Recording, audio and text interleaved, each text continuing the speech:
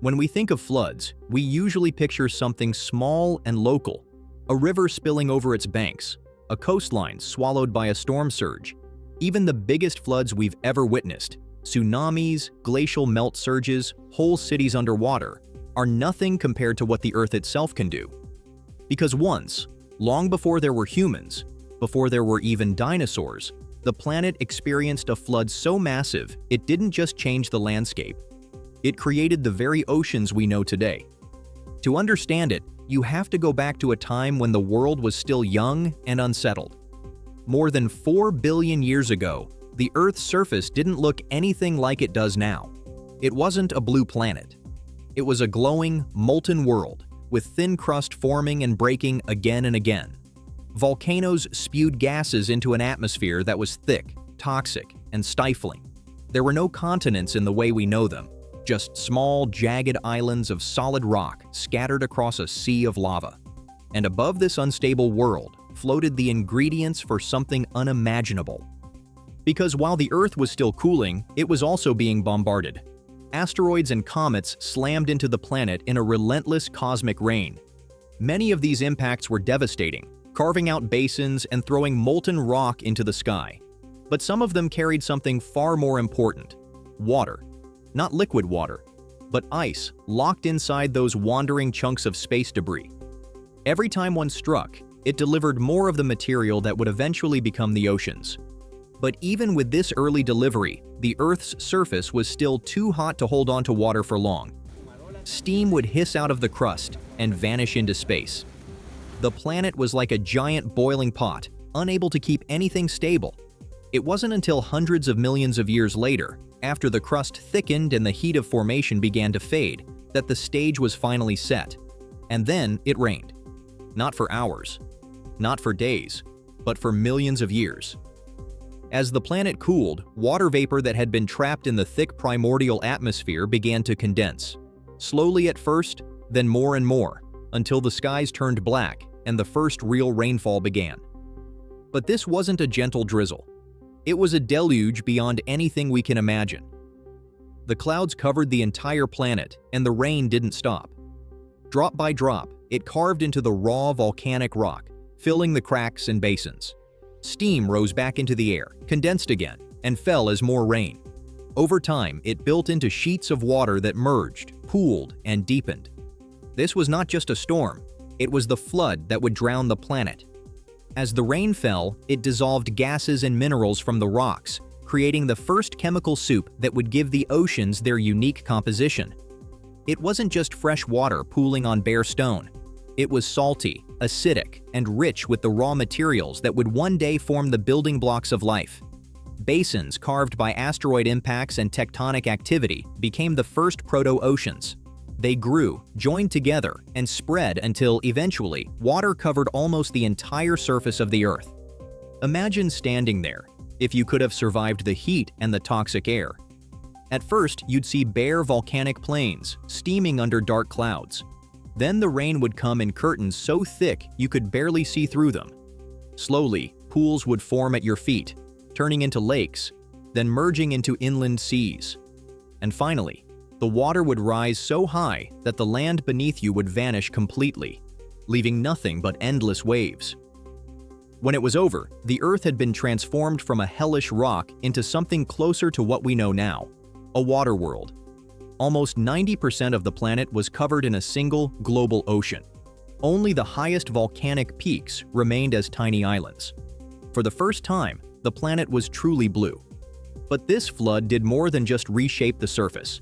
It changed the entire chemistry of the world. Those endless rains drew carbon dioxide out of the atmosphere, cooling the planet even further. They altered the rocks, carving channels and depositing sediments that would later form the first stable continental crust. And in those newly filled oceans, something remarkable began to happen. The chaotic mix of minerals, salts, and energy created the perfect conditions for life's earliest experiments. Somewhere in those waters, the first simple molecules began to self-assemble into more complex forms. Without that ocean, there would have been no spark for biology at all. This was the beginning of the oceans we know today.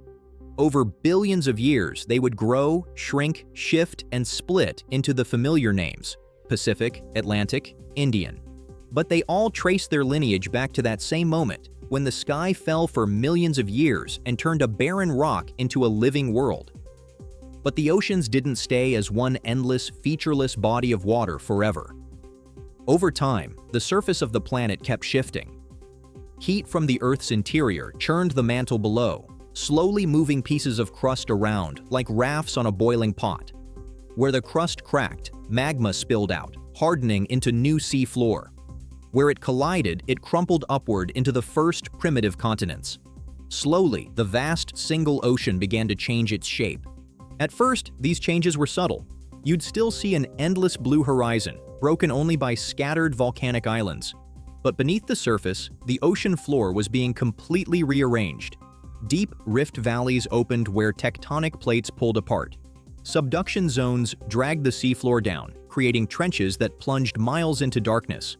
And as this process continued for millions of years, bits of land grew larger, more stable. What had once been small, rocky islands fused into the first continental masses. When these early continents rose, they changed the oceans forever. For the first time, water could collect in separate basins, creating regional seas. Rainfall that hit land ran back into the ocean, carrying more minerals and salts with it, making the seas even more chemically complex. River systems started feeding nutrients into coastal zones, creating shallow marine environments that were far more dynamic than the open ocean. It was in these warm, protected shallows that life would eventually take its first real steps toward complexity. And these shifting oceans kept rewriting the rules. As continents merged into supercontinents like Rodinia and later Pangaea, the global ocean changed shape again and again. Sometimes there was a single massive panthalassic ocean surrounding a lone supercontinent.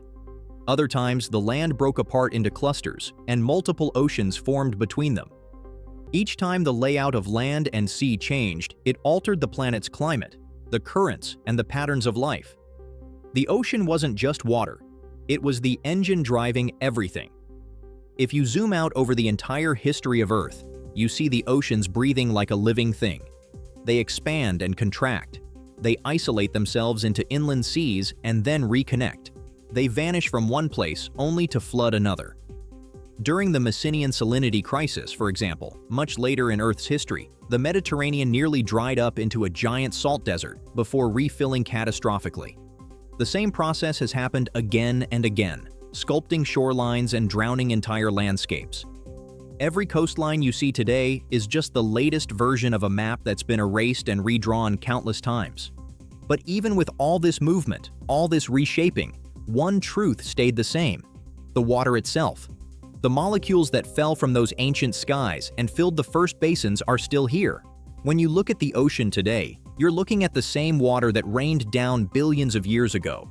It's been recycled endlessly through evaporation and rainfall, but it's the same flood. The same primordial deluge still laps at every shore on Earth. And in that sense, the oceans aren't just a backdrop to life, they are its memory. They hold the chemical traces of the world's earliest days. Every wave carries salt that was leached from volcanic rock in the very first rains. Every current moves through basins carved by the first tectonic shifts. Even the deepest trenches, like the Mariana, are connected to that original act of planetary flooding. Without it, there would be no blue planet, no cradle for life to emerge. It's strange to think how fragile that process was. If the Earth had cooled just a little differently, if it had been closer to the Sun, or if those early asteroid deliveries hadn't brought enough water, this planet might have stayed dry forever. It would have been just another rocky world like Mercury or the Moon, barren and silent. Instead, it drowned itself, and in doing so, it made life possible. And even now, billions of years later, the oceans still control everything. They regulate the climate, they carve the land, they connect every continent. They're a reminder that this entire planet was shaped by a single planet-wide flood, one so vast that it didn't just cover a city or a valley or even a continent, it covered the entire Earth. So the next time you stand on a beach and watch the tide come in, remember this: you're looking at the same water that once fell from black skies for millions of years, the same flood that turned a molten rock into a living world. Every ripple, every wave is a piece of that ancient story still unfolding, and without it, there would be nothing.